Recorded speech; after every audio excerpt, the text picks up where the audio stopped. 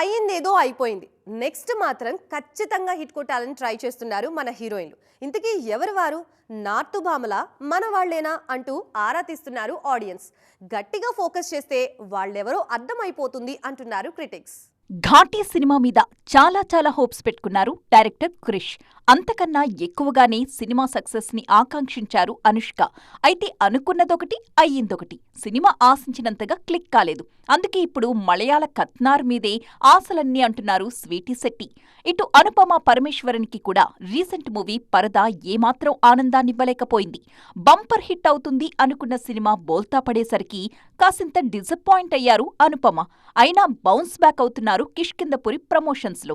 ఎలాగైనా ఈ cinema super success అవుతుందన్నది Anupama మాట.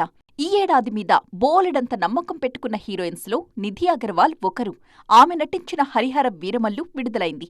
తారా అంటూ నిధి అగర్వాల్ గ్లామర్తో మెప్పించే ప్రయత్నం చేసినా సినిమాకు అది ఏమాత్రం ప్లస్ కాలేదు.